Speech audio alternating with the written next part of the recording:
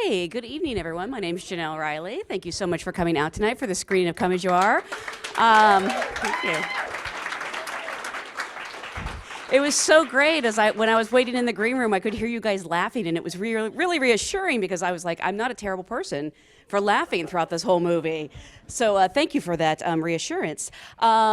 This is a film that premiered at the South by Southwest Film Festival last year, and it currently holds a 100% rating on Rotten Tomatoes. It's going to be hitting theaters this weekend, so please join me in welcoming the filmmakers and cast. I'm going to start with the film's director. He's a Spirit Award nominee for his film Colma, the musical, and he served as a director of photography on such films as To the Bone and The Secret Fan. Please welcome Richard Wong.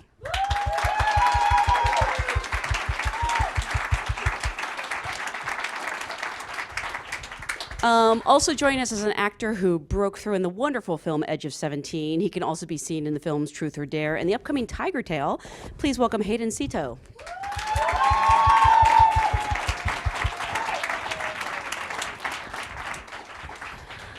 We have an actor you've seen on shows like Master of None, Wrecked, which is like my favorite show on TV, if you haven't seen it. It is so funny. An American Housewife. Last year, he actually starred in one of my favorite movies, Long Shot. Please welcome Ravi Patel.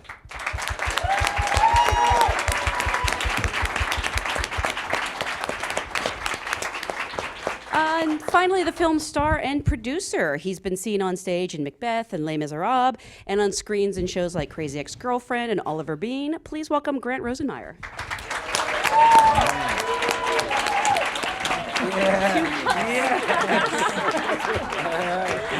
Oh, and he fetches drinks for the. He's also a runner. I'm the water boy. Yeah. That's indie film for you, though. You're the star, the producer, the PA. Spoiler alert: it's beer. That's how you get people to do indie films for you. You give them beer. Thank you guys so much for being here. Congratulations on such a wonderful movie. Thank you for having us. Of course, this is insane. An audience of SAG actors. So I always like to start at the beginning by asking, how did you get your SAG card? And I know you have them because, Hayden, I think you came here to pay your dues.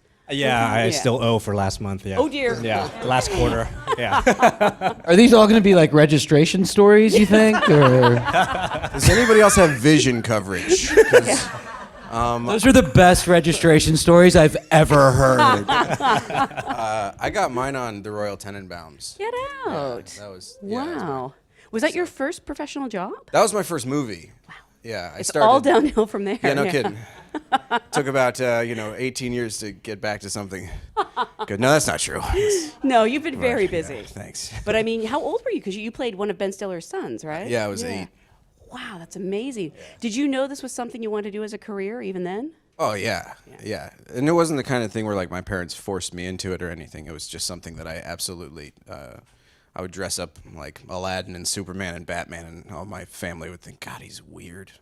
And then, we tried me in Little League and stuff, and then, acting I just took to like a duck in water, and that was it, Wow. I feel like a lot of people have a similar story. Yeah. Yeah. But Ruby, for you? I can't remember. I think it was either Scrubs or Transformers, but I also have lost my membership many times and had to get back in because I was late all the time.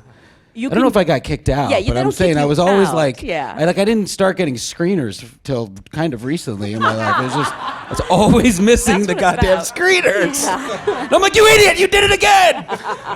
And then I got married and things are great. My wife's great. I have a feeling everybody pays their dues right around the time screeners are due. So yeah, no, that's literally, that was my reminder when everyone's like, did you see the movie? I'm like, no! Yeah, I guess that's that's my registration story. Hayden, for you? I did a Nike commercial back in the day. It was my first union commercial that I got cut out from. So I never saw it, but I became SAG eligible from that. Really? And then I did a web series which nobody saw. I saw it, buddy. By Paramount, and it's just called Chop Shop. Oh, I didn't see that. Directed by Elliot. Nobody did. You'd be one of the first if you did. But that got me into SAG, and I made just enough just to pay my dues. Wow. Yeah. And you always paid your dues on time. And most of the time. Usually around pilot season, my agent's like, yo, they're trying to book you, but you haven't paid your dues. I'm like, ah, shit. That first one is tough. I've heard. Yeah. At first, y'all remember those first dudes? You're like, that's all my money. Yeah, that's more than all my money. Mom, I need help. Yeah. Richard, what about you? What was the first time you felt you could call yourself a director? Oh, I still don't call myself a director. But I was a featured extra once on Arrested Development. But I guess non-union. I guess I was non-SAG because I didn't have to join SAG. But I've got a pretty nice shot of me. It's a pretty good shot of me.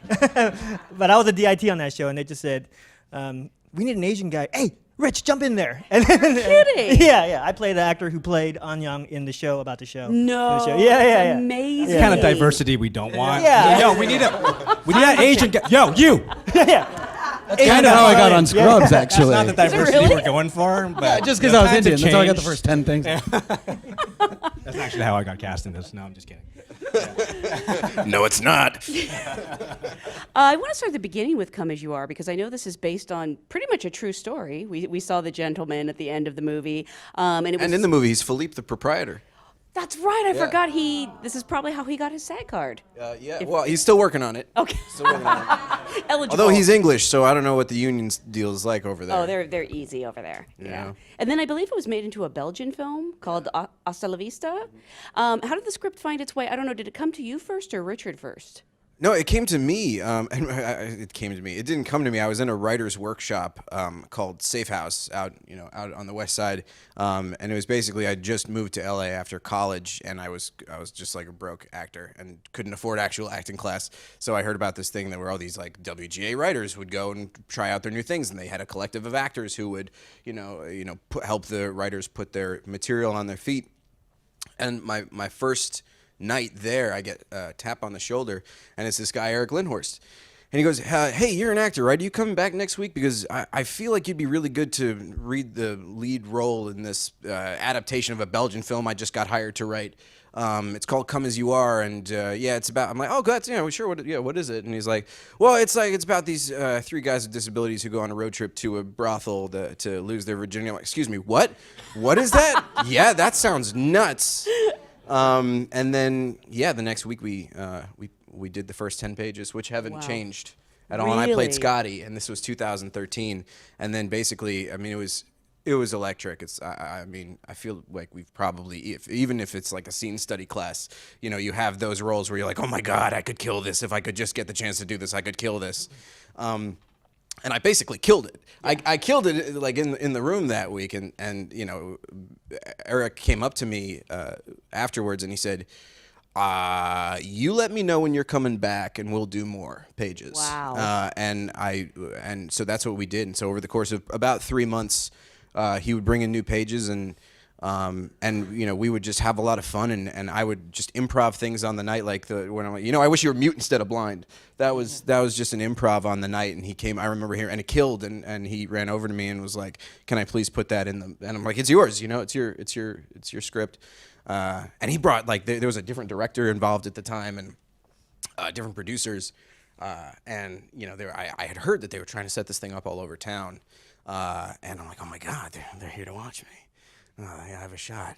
And then when it was done, I went up to Eric and I said, "So what do you think about maybe me getting an audition or something?" And he goes, "Oh, dude, they cast Emile Hirsch." Oh my gosh. And I went, "That's a great idea." Yep. That's actually great casting. I Yeah, have no, to it say. was great. And I mean, Wow.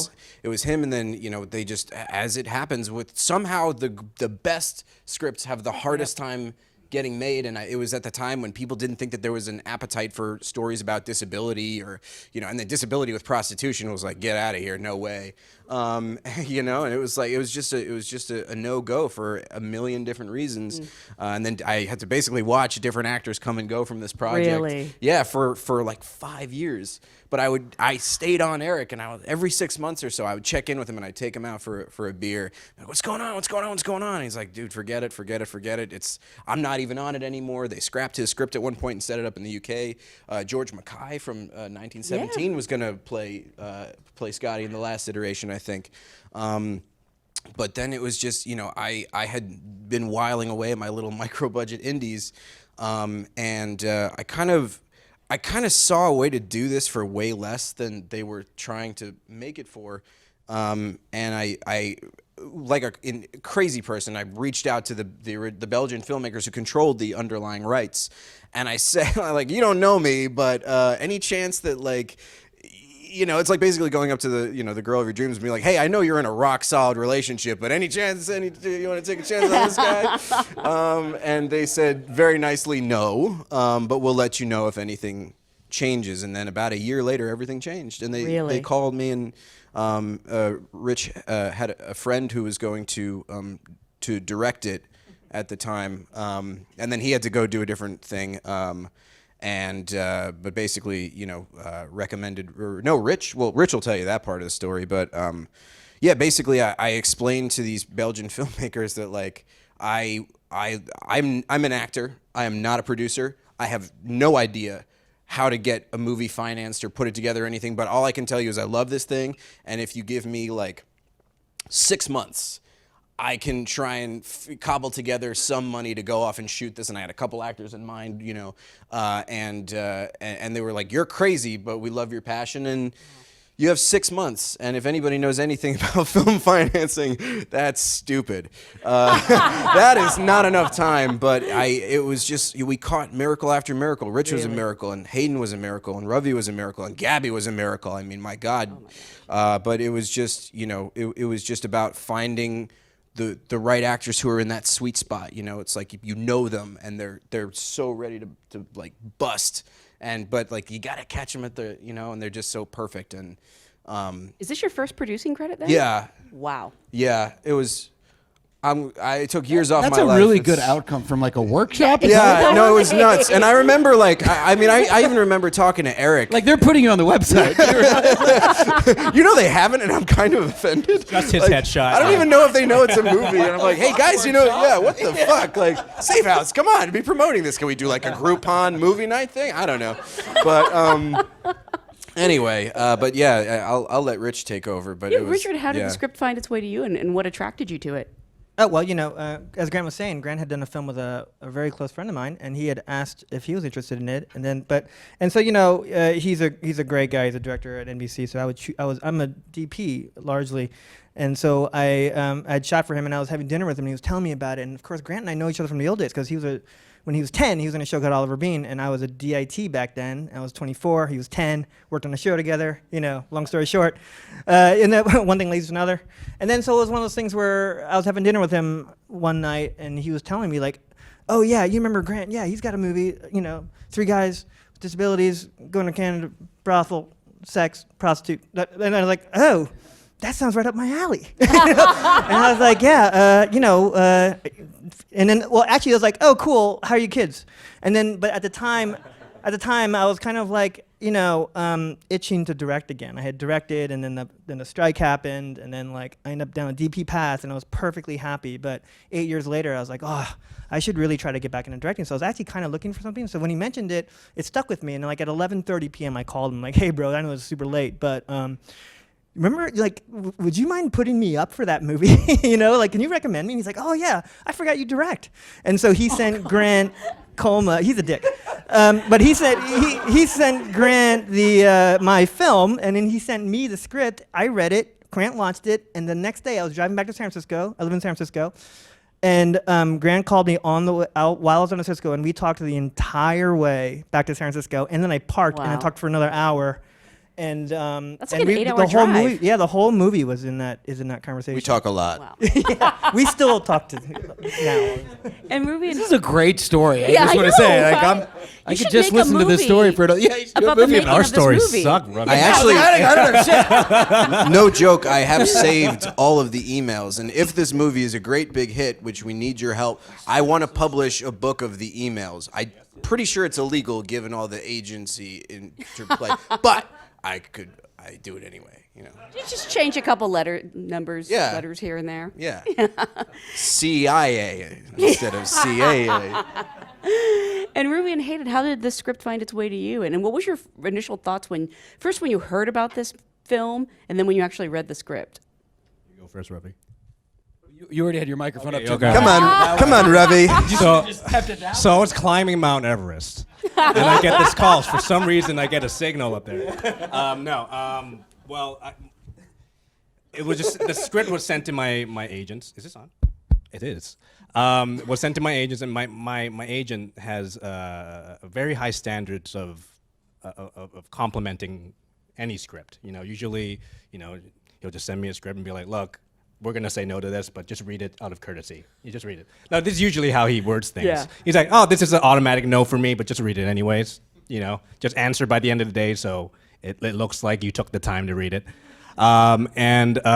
He sends me the script, come as you are, and then he's like, "Look, this script is above average. High praise. You should read it." And then I'm a very slow script reader. Usually, I just look for the scenes with me in it because I'm an actor, and I'm vain. Are you a fast? Oh God. Are you a fast reader otherwise? Depends yes, how many scenes he's only in. on my own scenes. Yeah. But I was reading this, and I felt like I was just reading like a really good diary. You know what I mean? I was like, holy shit. And I got back to my agent like under an hour, which is a record for me for reading a script. And I'm just like, yes. And then my agent's like, okay, well, they don't have any money yet. So I'm like, do we still tell them yes? Or do we play hard to get? What do we do? He's like, all right. And then my agent was like, all right, stop talking. I'll go tell him. All right. And then. Yeah, that was actually one of the scariest things. I had never really talked to an agent before. His agent is, now I know he's like a super nice guy, but he was like giving me kind of like the third degree.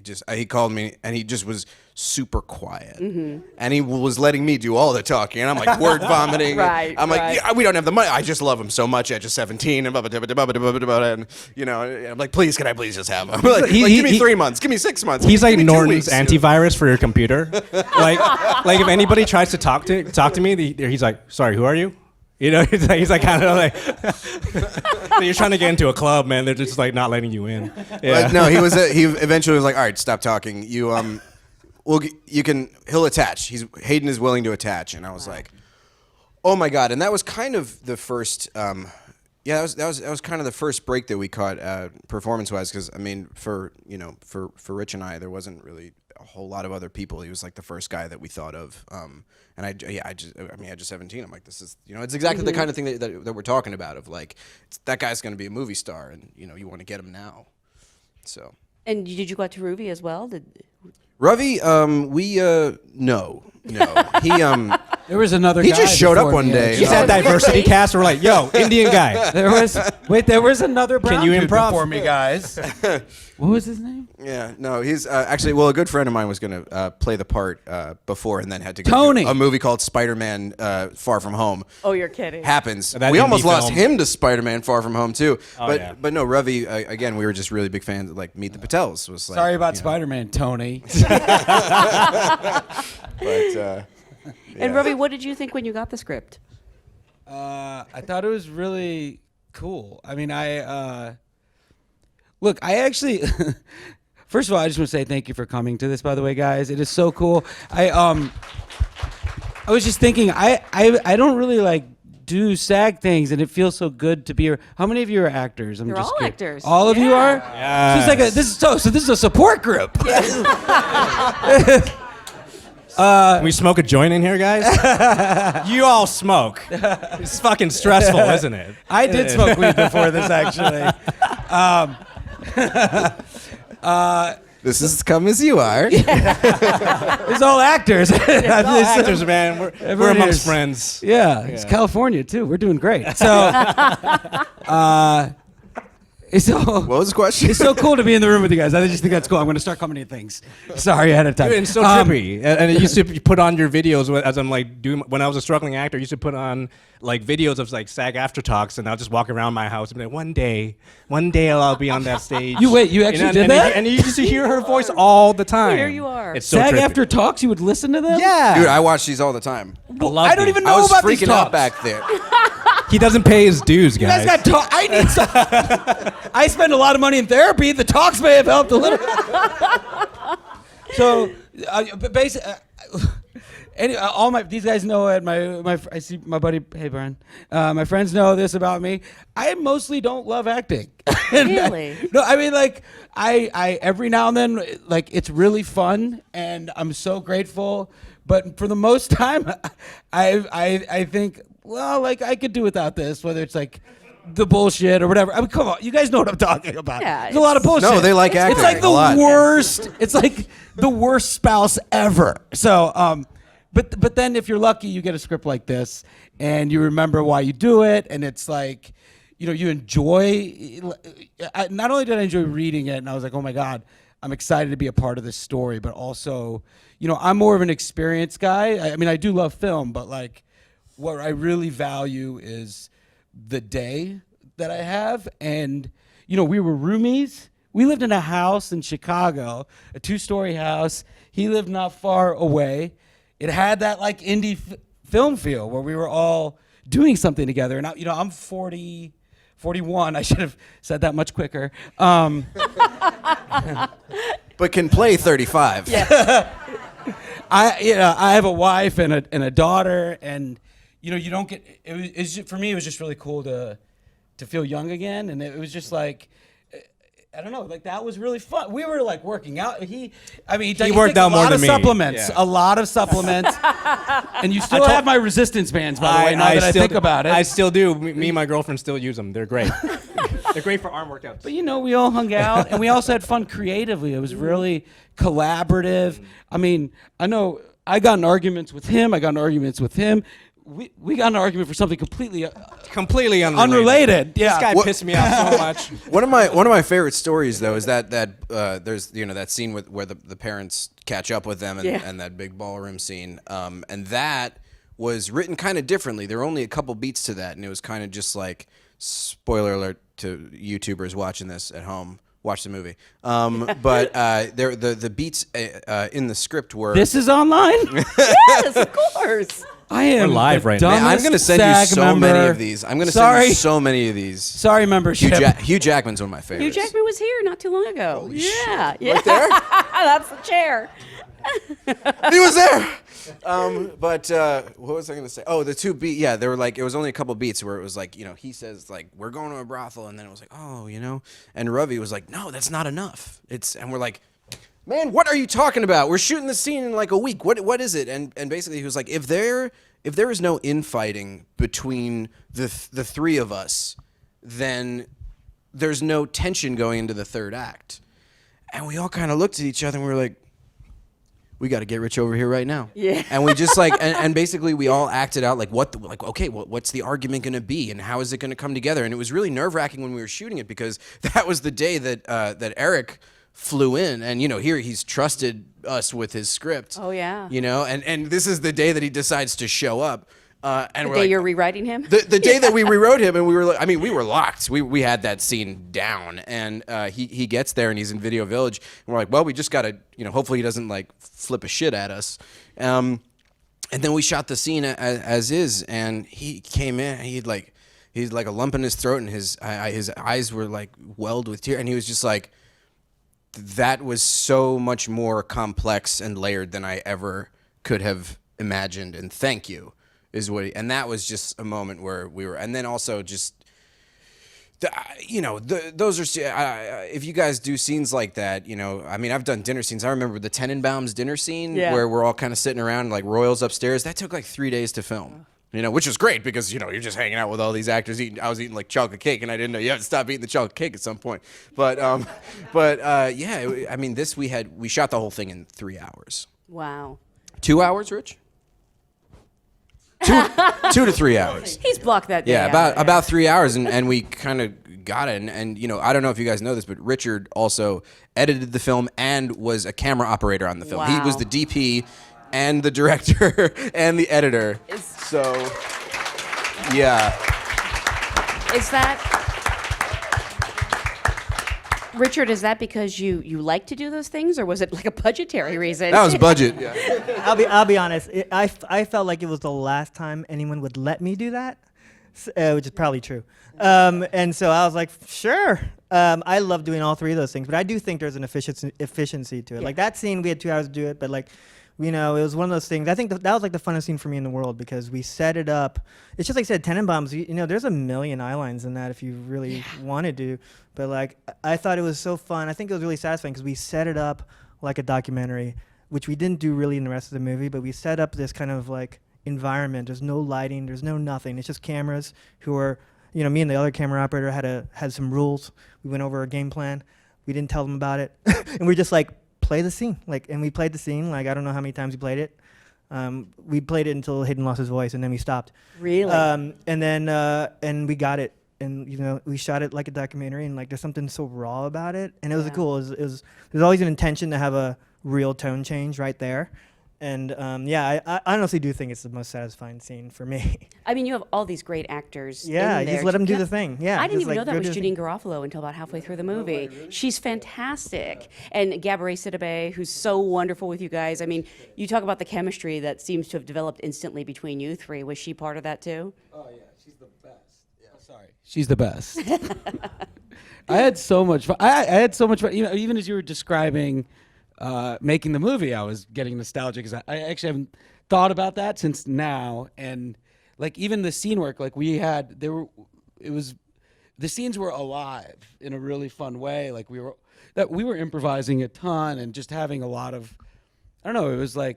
Also, it was Ravi- like real acting. It was the thing that I wish I could do more of. He was at a distinct disadvantage also because he was wearing contacts that prevented him from seeing anything. So, you know, we could all kind of see what was going on, and he couldn't. So, you know, he kind of just was operating on faith a lot of the time. And yeah. But that's your character too, so in a way it kind of helps. Yeah, exactly. Yeah.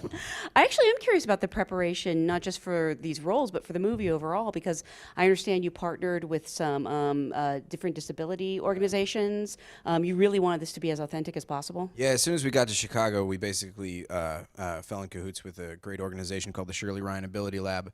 And so all the wheelchair softball players that you saw, those are actual wheelchair softball players who participate at McFetridge Sports Park. And so they were just instrumental in just like they provided us with so many resources. And then, I mean, I had the real guy. I had HASTA. He was there. No, he was. So he's in England. He lives in England. But we would FaceTime every day for a couple months before we started shooting, and he would just work with me, not just on the physicality. Obviously, the physicality was huge, but also just the perspective, and that was. I mean, he was so generous and he also didn't want me to mess it up. Of course, yeah. But he was brutal with me. I mean, Yeah. you know, in terms of the physicality and just.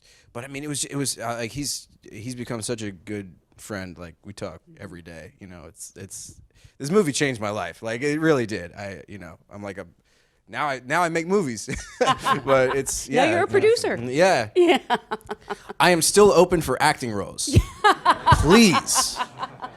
Give you headshots and resumes. Really fucking hard to make a movie. So, Ruby, I'm sorry. Ravi, I have a fine. friend whose name is Ruby. She's my best friend, so I keep. Wait, who's your best friend? Her name is Ruby. Ruby. Yes. That's so I what a know. coincidence. And so it keeps coming out that way. I'm sorry. No, it's good. I felt close to you too. It's Yeah. Ruby. We're there. We're there. She's gonna watch this actually, and she's Hey, Ruby. she's gonna die. Hey, Yeah. how are you, Ruby? Ruby. When you talk about Robbie. how you don't like acting, is it you don't like the auditioning and the business itself? Right. Do you actually like performing?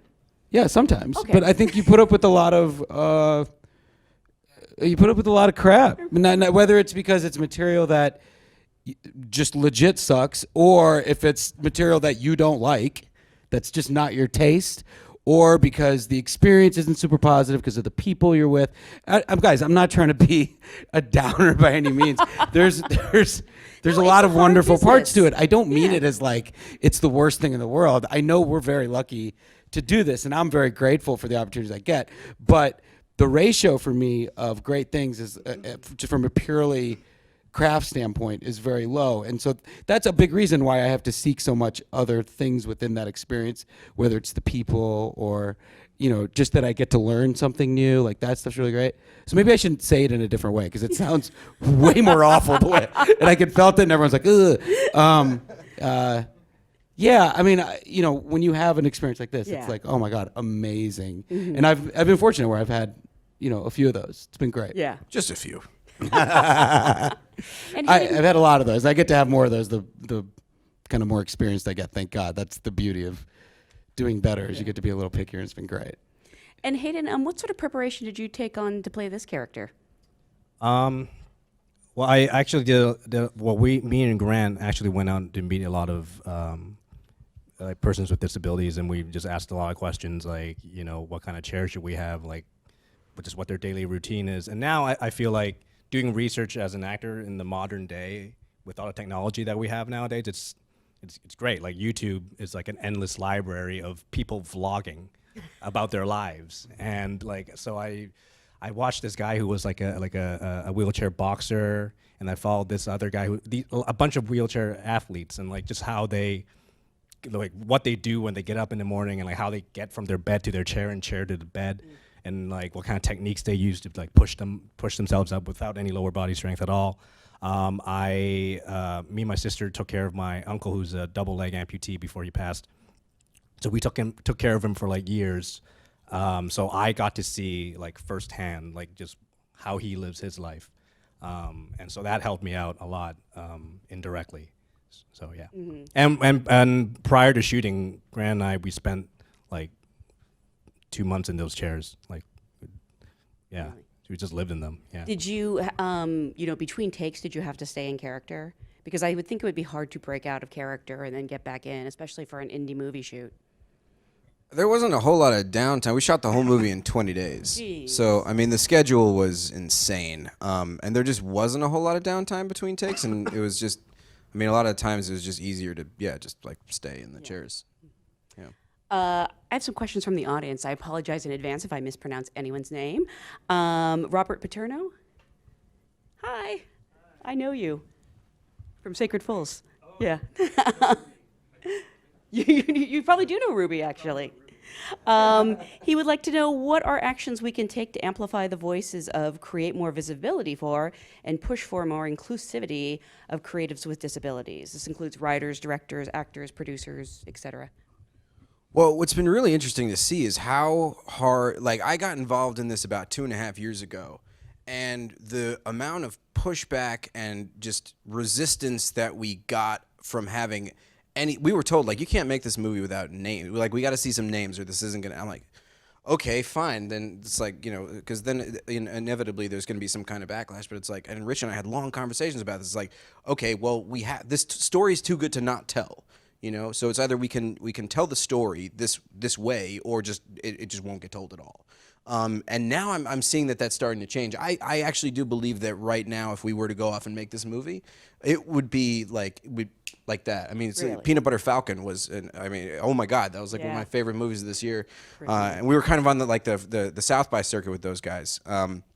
And that was really cool to see. So I do feel like that's changing, and I think that, the more initiatives that can come up, the better. The more success that movies like Peanut Butter Falcon and maybe something like this have, the more open and receptive. Like, Hollywood doesn't have an imagination, so you have to show them that there is an audience for stuff like this, and hopefully the floodgates are open. And I think it is starting to. Yeah. Yeah, I also think one of the things we can do to help is just provide education, training, mentorship. Create competitive advantages. I feel like I've been fortunate to have those things in my life, and that's helped me kind of cut through the crap and hopefully compete at a higher level sometimes. That's something that's so easy to do, because look, this is a perfect place for something like that to happen. Because it doesn't require you to fight someone on the outside. You just create it on your own. Well, I think that's a very important conversation to have, and like you said, actor of color, right? And I remember, 10 years ago, I'd be in acting class, and like I'd be paying like $350 a month to play roles on stage. I'm like, I'll never get to play this part, never. When am I going to be the romantic lead? Why am I playing the part of George Clooney? I'm never going to be George Clooney. You were the romantic lead. For years, like, it's ago. just like I lost hope. Like, why am I paying to play? Yeah. Why am I paying to play? And I get that struggle. It fucking sucks. And and then when they made like Last Samurai, and when they made a Great Wall, I'm like, why does Tom Cruise have to save my country? Why does Matt Damon have to? Why can't I save my own country? But listen, I'm glad they fucking made those movies. Yeah. Because they made some fucking stars out of them. You know, Ken Watanabe was in Inception because of Last Samurai, and Hiroyuki Sanada had his career in Hollywood, and it propelled so many people. And what I'm trying to say is when the heart's in the right place and these things get made, it creates more opportunities for us, and we need to champion those people. And with people with ill intentions, we should definitely shut them down, and the outrage is 100% justified. So I feel all of this. Yeah. You know, I've struggled as an actor for 10 years, and I almost moved back to Vancouver, and I was just gonna be like the family clown, you know, saying, oh, I tried to be an Asian actor in Hollywood, and The Edge of 17 was the last audition I went out for. Are you serious? You know, but it's just like you can't fucking give up. You can't. This whole journey as actors, it's like the movie 1917. We are all that main character trying to fucking run across the battlefield with explosions and people shitting on you. We are warriors. Yeah, but that's what the fuck it is. SAG! That is what the fuck it is. No, so I feel you and I feel you, dude. Not everybody can. We gotta fucking try, dude. You know, I've been crawling across that fucking battlefield for forever. Yeah. Yeah. I'm just following your metaphor. Use his triceps. I was you know, about and just to get ask. through it. You know? So Edge of 17 was a big turning point for you? Major. Really? 100%. And did that change your career from that point on? I mean, it You're gave really me, good in that movie, It man. gave Yeah, me, it's a thank great you. movie. It gave me a career. It gave me everything. It gave me my American green card. My O1 visa was expiring. It was actually expired, and I was due to go back to Vancouver 2 weeks before, you know, they were going to audition. You know, they're sending me this audition, this Untitled project. It's James L. Brooks is doing it. I know you don't even have a visa. That's what my manager talking to me. It's like, you should just go. It's your last one. You should just go. And I went in there, didn't give a shit about it. I was just reading from the page, and you know, the rest is history. Yeah. Met the director the next day, and then met Jim Brooks. And then when they casted me, they're like, "Oh yeah, you're the choice." I'm like, "What does that mean?" I'm the choice. They're like, "Yeah, look, they don't have any money yet. They don't even have a DP. They don't even have a lead actress. But they really like you." I'm like, "Should I tell them I don't have a visa?" And my manager's like, "Don't say a word. Don't say a word. Wow. Don't do it, man. Yeah, don't do it." I'm actually curious if that character, and actually the character in this movie, were they written as Asian, or how often do you go in for colorblind casting? This was not written as Really? Yeah, No. that was like a. Well, Rich, I think you can also talk to that, just like how we, you know, in terms of the, like, it was pretty. Yeah, colorblind. it was written. Honestly, when I read it, I read everyone as white when I read it. And then when I talked to, I'll be honest, I don't know why, but it just did. But mainly because of Colorado or whatever. But yeah, it was one of those first things in our conversation I had with Grant. Like it's obviously important to me. Every movie I do, I think, reflects this. I think having diversity is really important. And I also had a rule that we never bring up race in the movie, which because I just want it to be. These are just people. They're people, diverse. That's how I grew up. That's the world I see. So yeah, it just reflects kind of my view of the world. Sure. Before we go, we have a question from Pamela. Just a fun question. Wants to know what Where's are your guys' Pamela? Right there. Hi, Pamela. Wants to know what are your favorite podcasts? Ooh, that's a good question. I'm a big What the Fuck with Mark Maron guy. He's great. Yeah, he's Q&A with Jeff Goldsmith. A lot of, like, you know, film-centric stuff keeps me inspired. I'm a Joe Rogan fan. Like, yeah. Really? Yeah, I'm constantly on Joe Rogan. Yeah. Oh, that's like, you've been nonstop. on. Yeah. I mean, I count this as a podcast, even Sure. though it's not technically a podcast. It must be available on podcasts. It's apparently. For you?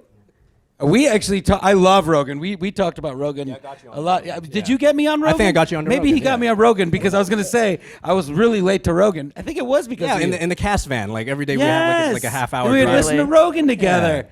So I've become a big Rogan fan. I listen to The Daily a lot. I feel like that's pretty I popular. know that one. It's the New York Times. Oh. It's daily. Richard, anything for you? Favorite podcast is Revisionist History. I don't know this one. Oh, the best. Just the best. I cry. I cry at every episode. I cried every last episode. Anyway, check it out. Oh, is it really? Oh, cool. Wow, I thought I was really well versed on podcasts, but a lot of these are new to me. All right, I'll add them to my list. Well, I do want to remind everyone the movie hits theaters this weekend. I And believe. VOD, iTunes, Google Play, Amazon Prime, or not Amazon, but yeah, you can rent it on Amazon. You can do it's everywhere. If you have a TV, if you have a service provider, you can find it. But also, yes, it's playing in it's playing in a bunch of cities, and it's playing at the here at the Lemley Glendale, and I think our Friday night is sold out. No way. And then I think our Saturday is getting there. So tell people to come. Please spread the word. Thank you guys so much for being a great audience. Guys, Thank you guys. Thank you so much. Thank you so much for coming out. Thank you.